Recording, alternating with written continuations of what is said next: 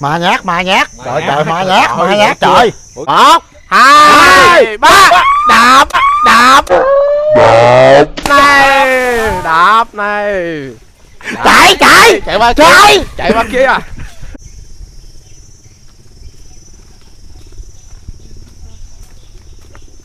Trời, bữa nay ra đây sớm chạy.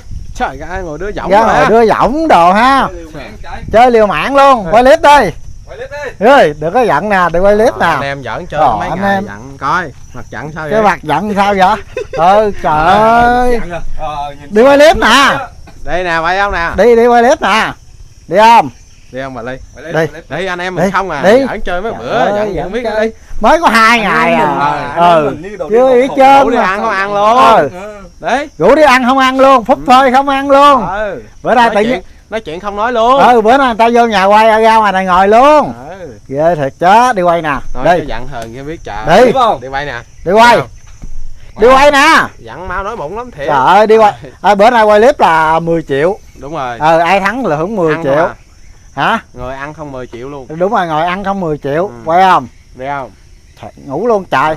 Ủa mình nói chuyện với ai vậy? Cô hồn hả? Cô hồn cái gì á? Đây nè, nói chơi với giận gì trời. Giận nhưng mà giận đi. Đi. Đi. Trời, bà đặt giận hờn không biết anh em không? Trong tem không à. Đúng rồi, nó. Lấy giọng che mặt lại ngủ luôn đi. Thôi vậy. Quá thôi. Vô luôn. Quá không? Giờ quay không? Không qua đi vô à? Nghỉ luôn nha, nghỉ quay luôn nha. Không qua đi vô đó nha. Chắc chưa? Chắc không quay chưa? Chắc không quay chưa? Đi vô đó nha. Không chơi trò chơi luôn. Đây nè. Đi. Rồi không quay thôi mình đi vô. Đi vô thiệt đó nha, nghỉ quay đó nha. Ngồi ở đây coi chừng ma nhát đó nha. Ma nhát chị. Tới ngâm cái sẹt cái chạy trốn kịp vậy. Ma đó, có ma đó nha. Đi vô thiệt đó nha. Chơi giận thiệt luôn trời, không nói chuyện luôn. Nằm ngủ luôn. 6 ngày 6 đêm không nói chuyện. Mình mới 2 ngày, bây giờ nó nghĩ nói chuyện mình được rồi. Bây giờ đi coi lại đi. Nhả nha.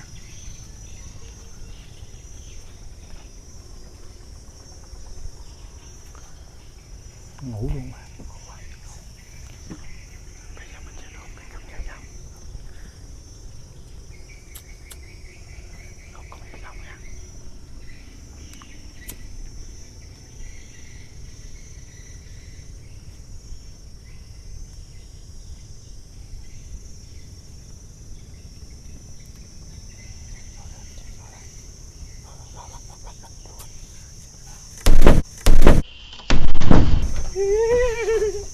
Ma nhát. Trời trời, ma nhát trời. Ngủ chưa ma nhát?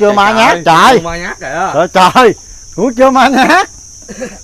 Trời. Ngủ chưa ma nhát. Có đâu vậy? Đi đâu vậy? Đâu vậy? Trời chưa dặn trời. Đứt ngọt.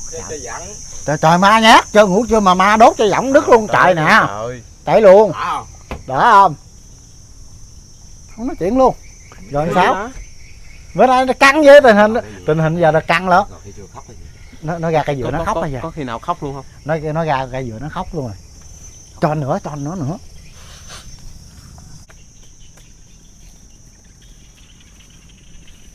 Trời ơi, ngồi đó đây mình ăn một mình với Liên không?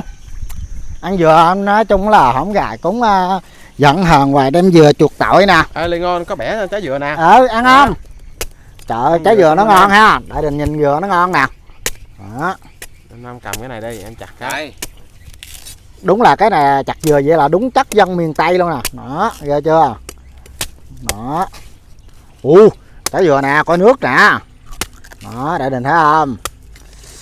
Wow, ngon nha. Đây, ăn Liên ơi. Liên không? Uống nước dừa. Thơm ngon mời bạn ăn nha. Tôi đây không chờ bạn nữa. Giờ tôi hướng liền nha. Liên ngon ăn dừa, chặt giùm chơi nè. Nó ngồi khêu hoài chạy. Đây đưa cái dao đây. Đây, anh ăn. Trái dừa nó ngọt, nó ngon.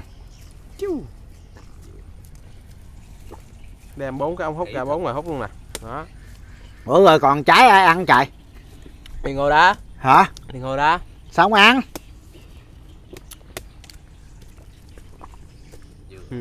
Lẹ gọn gàng. Đồ, ghê vậy? Quá ngon. Nước dừa rất là ngon luôn, rất là ngọt luôn. Mà sao mà người ta cái gì uống dừa cho mát mà tại sao mà có người sao nóng hoài ha? Bởi vì gán leo lên bẻ cho đúng rồi đó, trái dừa nữa nè. gán leo lên bẻ cho trái dừa. Hạ Thiệt nhiệt tình nóng luôn, hạ nhiệt nóng. Ủa bắt kiến hay gì ta? Lại mày coi bắt kiến cái gì vậy? Đào hỏi chân lỗ đất người ta luôn á. Đang quét rác á, chút xíu nằm ở đó luôn chừng đó.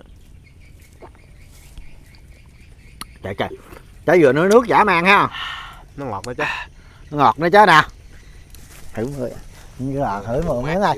Thử Thử một miếng nè, nước nè, nước dừa nè. Ơi, uống nước dừa. Ơi, ơi, ơi, uống nước dừa. Không uống nói luôn, không nói chuyện luôn. Ừ. Bị câm luôn rồi. Bị câm luôn rồi. Chiều nay là có tin buồn ở Đại Đình là Liên Ngô bị câm. Tiếc Không, quá không thể trời. nói chuyện được. Vừa ngon như vậy Ừ. mà không uống. Tiếc quá tiếc luôn. Trái nước nó ngọt thì thôi luôn á. Thấy không? Dừa này mình lên thấy không? Bỏ nó ra làm hai. Xong cái ăn cái trong luôn. Đó.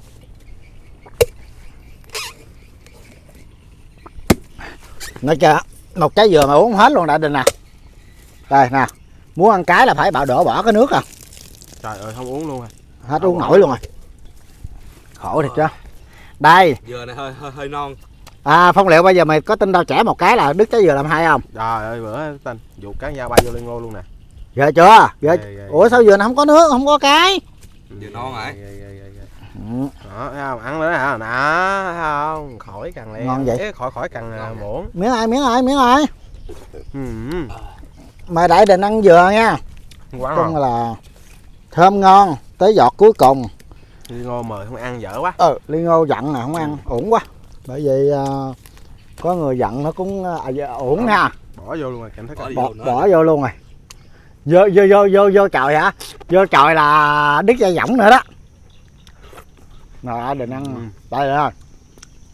Ngon. Không thèm Liên nói Ngô chuyện giận chung không thèm nói chuyện luôn. Quay qua cái bỏ vô luôn. Đi phá nữa. Phá từng nào mà chỉ nói chuyện chung mới được. Nói nghe nè. Bây giờ tao thấy nó ngồi dưới sông dưới mấy mương kìa. Bây giờ mấy mình Vinh nó dục xuống sông luôn. Kinh dục thẳng lỡ dặn cho là dặn lần một. Dặn cho dặn luôn. Bây giờ Đại Đình có tin á là mình á là Giấu bắt dao. Liên Ngô dục trước sông luôn. Bây giờ mình giấu dao trước nha. Đây những cây dao mình giấu trước nha. Giấu như cái dao này. Đó. Bây giờ Đại Đình nè. Bấm like cho mình đi. Bây giờ mình sẽ đi bắt Liên Ngô dục dưới sông luôn. Trước sau gì cũng dặn. Trước sau cũng dặn nè. Bây giờ chơi cái mọc nữa. dặn trên cái mọc đi cho nó lòi. Đúng rồi đó. Bây giờ đi nè. Nè bây giờ ok đi nha. 1 2 3 let's go. Đi ra đây người ta xin lỗi cái nè. Trời ơi đi ra nè để rồi nguyên tem người ta xin lỗi.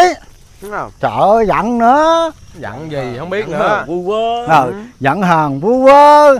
Xin lỗi ai bây giờ 1 2 3 mình xin lỗi nè. Xin lỗi Liên Ngô nè. Xin lỗi Liên Ngô nè. Xin lỗi Liên Ngô nè. Xin lỗi nha, mà mốt là nói chung là mình không có thử thách là mấy cái trò mà 6 ngày 6 đêm nữa. Bây giờ mình nghỉ rồi. Bây giờ mình nghỉ rồi. Mình như trước đây. Bây giờ anh em gì nữa. đúng rồi anh em mình giờ chỉ như trước đi quay những cái trò chơi nè. Thì hôm nay mình cũng có tiền nè. Đó. Nói chung Bữa nay là nghỉ dặn đây đi chơi trò chơi lấy 10 triệu kìa. đúng rồi, cho 10 triệu luôn, giải quà. Tiền nè. Dặn ha. Tiền nè. Giải quà, đây cho số tiền giải quà. Đó. Nói chung là mình là công thức TV xin lỗi Liên Ngô. Phong Liệu có xin lỗi không? Đó, Phong Liệu xin lỗi luôn. Nó báo có xin lỗi không? Xin lỗi từ nãy giờ rồi. 1 2 3 thôi vậy thôi. Anh em đi vô. Đó, bây giờ anh em mình Bác anh em bắt tay cái. Bắt tay mình xin lỗi nha. Bây giờ bỏ không? Bây giờ còn giận không? Nghỉ dặn không? Còn giận không? Nghỉ dặn Giờ chưa? còn không? Còn không? Bây giờ nói nặng nè. Bây giờ không nói không? Không nói xuống không đó. Bây giờ 1 2 3. Thôi từ từ nặng. Nè, bây giờ là cho một cái cơ hội cuối cùng. Nói không? Giờ còn giận không? Đạp nữa kìa, còn đạp nữa kìa. 1 2 3. Đạp. Đạp này. Chạy Chạy qua kia. Chạy.